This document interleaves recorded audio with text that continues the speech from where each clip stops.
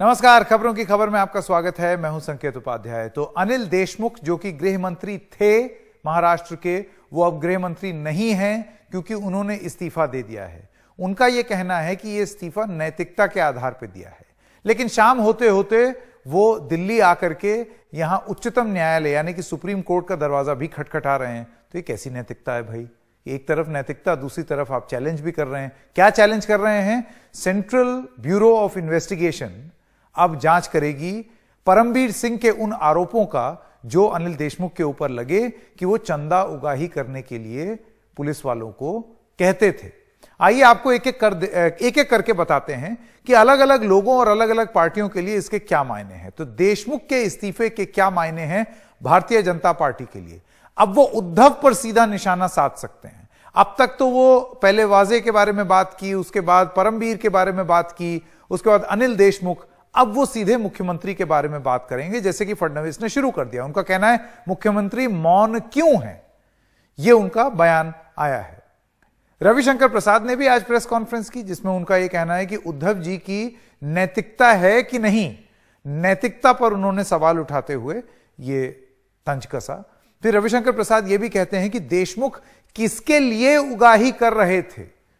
अपने लिए। देखिए, बात वजह से शुरू हुई, उसके बाद परमबीर सिंह, उसके बाद देशमुख। अब उनका यह मानना है, भारतीय जनता पार्टी कहती है कि जाहिर सी बात है गाड़ी यहां नहीं रुकी होगी, वो भी किसी के लिए कर रहे होंगे। तो वो कौन है? तो अब वो भारतीय जनता पार्टी इसको एक सीढ़ी की तरह इस्तेमाल कर रही है। अब आइए अगली पार्टी की बात करते हैं कि उसके लिए क्या मायने हैं।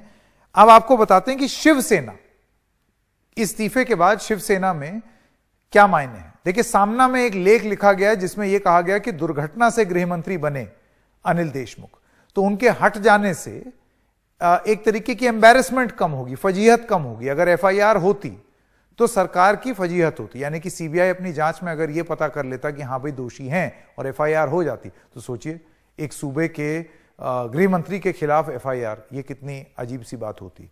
तो ये शिवसेना इसको अपने एक अपॉर्चुनिटी की तरह देख रही है। और आइए अब आपको बताएं कि एनसीपी के लिए क्या मायने। पवार ने पहले खुलकर बचाव किया था गृह मंत्री का। आप याद कीजिए, प्रेस कॉन्फ्रेंस करके दिल्ली में उन्होंने बताया वो तो घर में थे, क्वारंटीन थे, ये थे, वो थे। इस्तीफे से क्या खुश नहीं है एनसीपी कि इस्तीफा दिला तो दिया लेकिन खुशी नहीं है? और ये इसलिए हम आकलन कर रहे हैं क्योंकि देशमुख दिल्ली आए और उन्होंने सुप्रीम कोर्ट में चुनौती दे दी। तो एक तरफ आपने नैतिकता बोली और दूसरी तरफ आप इसको चुनौती भी दे रहे हैं। तो ये कैसी नैतिकता है? अगर आप कहते हैं हमें जांच से कोई दिक्कत नहीं है, तो फिर आप उस जांच को दबाने के लिए यहां पर दरवाजा क्यों खटखटा रहे हैं? हालांकि कानूनी रूप से उनको पूरा अधिकार है। आइए अब चलते हैं क्लाइड क्रेस्टो के पास, जो कि प्रवक्ता हैं एनसीपी के, और अभिषेक त्रिपाठी बीजेपी समर्थक। आप दोनों का बहुत बहुत धन्यवाद। क्लाइड साहब, पहले मैं आपके पास आना चाहता हूं। आप मुझे यह बताइए कि पहले आपने डिफेंड किया, पहले ऐसी स्थिति नहीं आपको दिखी कि जिसमें नैतिकता की बात की जाए। उसके बाद आज चिट्ठी लिख करके अनिल देशमुख कहते हैं कि मैंने नैतिक आधार पर किया है, लेकिन फिर दिल्ली आकर के सुप्रीम कोर्ट में उसको चुनौती भी देते हैं। तो पहले तो ये नैतिकता वाली पॉइंट पर आप क्लियर कीजिए कि एनसीपी कहां पाती है अपने आप को। संकेत, नैतिकता की परिभाषा आपकी क्या है तो मुझे पता नहीं, लेकिन नैतिकता और सुप्रीम कोर्ट में जाकर गुहार लगाना, इसमें आप अगर उसको साथ में ला रहे हैं तो मुझे समझ नहीं पड़ रहा क्यों साथ में ला। नैतिकता ये बात हो गई कि कोर्ट ने कुछ आदेश दिए हैं और उस आदेश का पालन करके उसको मान देके, सम्मान देकर उन्होंने नैतिकता के हिसाब से उन्होंने राजीनामा दिया। अभी सुप्रीम कोर्ट गए, वो संवैधानिक हक है उनका। आप बीजेपी वाले क्यों घबराए हैं सुप्रीम कोर्ट? क्योंकि ये पहले डायरेक्ट सुप्रीम कोर्ट में गए थे, सर्वोच्च न्यायालय में गए थे। सर्वोच्च न्यायालय ने कहा भाई आप हाईकोर्ट में जाइए। अभी हाईकोर्ट ने कहा है कि प्रिलिमिनरी इंक्वायरी हम ठीक है करने दीजिए। हम तो कहते हैं अच्छी बात है, हो जाने दीजिए। जो सच्चाई है सामने आएंगे तो उसमें नैतिकता और इसको आप जोड़कर बता रहे, तो मुझे तो मतलब शायद आपके जहन में बात जा रही है, लेकिन मेरे जहन में तो बात नहीं। मैं इसलिए क्लाइड साहब ये सवाल पूछ रहा हूं क्योंकि अगर सीबीआई जांच करेगी और सीबीआई के जांच में जो चीज आएगी वो दूध का दूध पानी का पानी हो जाएगा। जांच दबाने की अगर बात होगी तो उससे संदेह प्रकट नहीं होता है कि शायद आप नहीं चाहते हैं कि जांच हो। अगर अलग नहीं, अगर हम गलत गुहार लगा रहे हैं तो सुप्रीम कोर्ट हमें फटकारेगी, कहेंगी मत आइए। बिल्कुल सही कह रहे हैं। था नहीं, तो उसमें इसीलिए क्या गलत शुरुआत क्या में है? ही कह तो गलत दिया क्या है? कि आपको तो पूरा हमारा अधिकार संवैधानिक है, हक है। उच्चतम न्यायालय जाने का पूरा सीबीआई, अधिकार है, ठीक है, न्यायिक अधिकार है आपको। आपने कहा, मानता हूं मैं, मानता हूं, लेकिन कहीं ना कहीं देखिए ना, हमारे देश में जो सब चीजें चल रही है, सीबीआई की बातें चल रही, तो थोड़ा कहीं ना कहीं तो हमें भी सोचना पड़ता है ना। तो हमारा संविधान हक दिया है, संविधान ओ में हमें अच्छा, जो हक मिला है उसका तो इस्तेमाल करने तो दीजिए, आपको जांच से दीजिए दिक्कत ना नहीं है, इस्तेमाल। लेकिन आपको संदेह है कि कहीं सीबीआई गलत जांच ना कर दे राजनीतिक दबाव में देखिए, आके। हमें सच्चाई, हम सच्चाई की, देखो हम सच्चाई की खोज में हैं। हमें सच्चाई खोजने दीजिए ना, उसमें अगर हम सच्चाई खोजना चाहते हैं, और सच्चाई कुछ भी हो सकती है, तो उसमें किसी को क्या तकलीफ होनी ठीक है, चाहिए? अभिषेक ना त्रिपाठी, आपको, आप जवाब मुझको, देना ना चाहेंगे? बीजेपी आपने को। सुन लिया, क्लाइड का ये कहना है, ये मानना है एनसीपी का कि हम कैसे सीबीआई की जांच पर भरोसा करें, हो सकता है कि आप राजनीतिक दबाव में आकर के देखिए, जांच कर दें। मैंने, आप शब्द कह रहे जो मैंने नहीं कहा। मुझे बोलने मैंने दे जो कहा क्लाइंट आप जी, मुझे समझिए। बोलने दे। हाँ मेरा संविधान हक, नहीं, अभिषेक एक सेकंड, हाँ आप और हम कभी लड़ते नहीं है, तो एक खाली मैं कहना चाहता हूँ हाँ, तो, बताइए। मैंने जो शब्द नहीं कहे आप ना, जो मैंने कहा आप कहिए, कोई बात। ठीक है, अभिषेक त्रिपाठी जी। संकेत जी, बड़े बेआबरू होके तेरे कूचे से हम निकले, बहुत निकले मेरे अरमान, लेकिन फिर भी कम निकले। ये शायरी आज अनिल देशमुख जी के जबान पे होगी और भी बैठ के कहीं ऐसा बोल रहे होंगे, क्योंकि पिछले 1-1.5 महीने से हमने, वैसे तो 1.5 साल से, पर पिछले 1-1.5 महीने से इस केस से रिलेटेड हमने बहुत सी चीजें करी, बहुत सी चीजें देखी, सुनी। माननीय पूर्व मुख्यमंत्री, नेता विपक्ष देवेंद्र फडणवीस जी ने दिन रात लगाया चीजों को, तथ्यों को सामने लाने में। अतुल भातखरकर जी, हमारे विधायक मुंबई के, उन्होंने तकरीबन 24 घंटे लगे रहे इस विषय पे बात करते हुए। आज जाके ये विषय संभवतः काफी हद तक सही साबित हुई, जब माननीय उच्च न्यायालय मुंबई ने ये आदेश दिया सीबीआई को कि आप जल्द से जल्द ये इंक्वायरी पूरी करें। हम भी तो यही कहना चाह रहे थे पिछले 1 महीने से कि भाई इस्तीफा दो। आज नैतिकता कैसी है और 1 महीने पहले नैतिकता नहीं थी, ये तो हम मान ही नहीं सकते हैं। और आपने जैसा बोला संकेत जी कि वो सर्वोच्च न्यायालय चले गए हैं, सुप्रीम कोर्ट चले गए हैं, तो नैतिकता में थोड़ा मिलावट है, क्योंकि ये नैतिकता किसी की समझ में नहीं आएगी इस देश में, इस प्रदेश में, मुंबई में, महाराष्ट्र में, कि आप पहले तो बोलते आ रहे, पवार साहब ने प्रेस कॉन्फ्रेंस किया था तकरीबन 20 दिन पहले। अरे पर वो कह तो रहे हैं ये तो उनका संवैधानिक अधिकार है, उच्चतम न्यायालय जाना उनका संवैधानिक अधिकार है। बिल्कुल है। तो फिर पवार साहब संभाल और बचा किसको रहे थे? 20 दिन पहले किसको बचा रहे थे? क्यों नहीं उस दिन इस्तीफा ले लिया कि तुम्हारे अंदर इतनी नैतिकता है अनिल देशमुख जी, आप इस्तीफा दे दो। अच्छा चलिए, मैं क्लाइड साहब आपसे ये पूछना चाहता हूं कि ऐसा क्या हुआ कि एकदम से ये फैसला बदला? देखिए जाहिर सी बात है, एकदम से 10 दिन के अंदर अंदर नैतिकता आ जाना और चले जाना, ऐसे नहीं होती राजनीति। आज संकेत, हाईकोर्ट ने तो आज ऑर्डर दिया है, तो ऑर्डर के बाद तो हमने निर्णय लिया, और बात अभी कुछ माहौल बन गई है।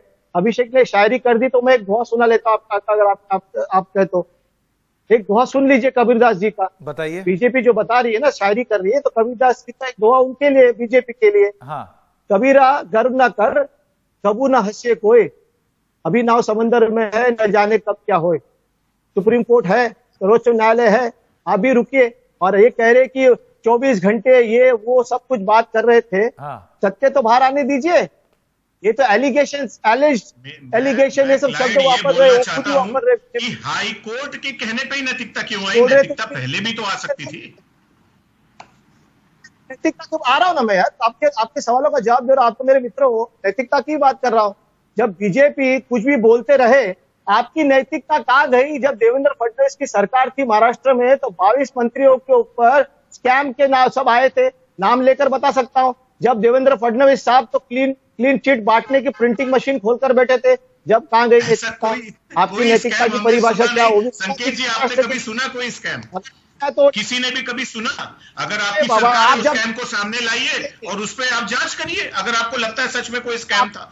आज तक देवेंद्र फडणवीस जी की सरकार पे कोई स्कैम का लांछन नहीं लगा है।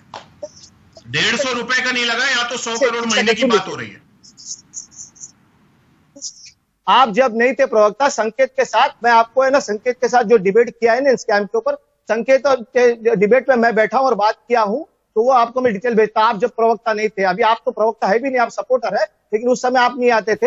अब जब मैंने और संकेत ने डिबेट किया ना स्कैम के ऊपर, चिक्की स्कैम, दाल scam, solar lamp scam, photo frame scam, land scam, और FSI स्कैम। ये तो त्रिपाठी जी, ये तो मुझे भी मानना पड़ेगा। आपका ये कहना कि कोई स्कैम ही नहीं हुआ, ऐसा नहीं है। आरोप आपकी सरकार पे भी लगे थे। हाँ, कौन भूल सकता है। बहरहाल हाईकोर्ट ने संज्ञान लिया था। नहीं, बहरहाल ने संज्ञान लेके ऑर्डर किया था। भाई ऐसा है, अभी सीबीआई जांच करे। मेरे पास समय खत्म हो गया। अभिषेक त्रिपाठी और क्लाइव कैस्ट्रो, आप दोनों का बहुत बहुत धन्यवाद। आप दोनों का बहुत बहुत धन्यवाद। ऐसा है, 15 दिन अभी जांच होगी इस पर, सीबीआई इस पर जांच करेगी, उसके बाद ही पता चलेगा कि सच क्या है और गलत। लेकिन एक चीज जिस पर चर्चा अभी होनी बहुत जरूरी है कि ये एकदम से नैतिकता का आना, इसके पीछे की राजनीतिक वजह क्या है। एक छोटे से ब्रेक के लिए रुक रहे हैं, अभी हाजिर होते हैं।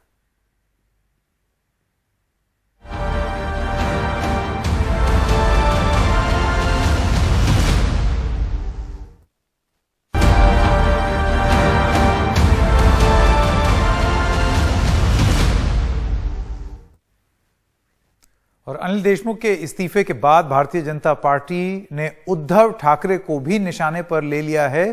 केंद्रीय मंत्री रविशंकर प्रसाद ने पूछा है कि पूरे मामले में उद्धव खामोश क्यों है।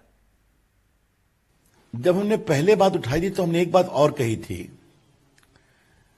कि मुख्यमंत्री उद्धव ठाकरे खामोश हैं। शरद पवार जी कहते हैं मंत्री के बारे में फैसला मुख्यमंत्री करते हैं, और कांग्रेस और शिवसेना कहती है कि देशमुख जी के बारे में फैसला एनसीपी करेगी। आज तो कमाल ही हो गया। वो शरद पवार से अनुमति लेने गए और जाके मुख्यमंत्री जी को अपना इस्तीफा सौंपा। तो देश को क्या बताया जा रहा था? उद्धव ठाकरे जी कब बोलेंगे? उनकी खामोशी कई सवाल खड़े कर रही है। क्या हम ये मानकर चलें कि बात निकलेगी तो बहुत दूर तक जाएगी? और खबरों की खबर में बस इतना ही।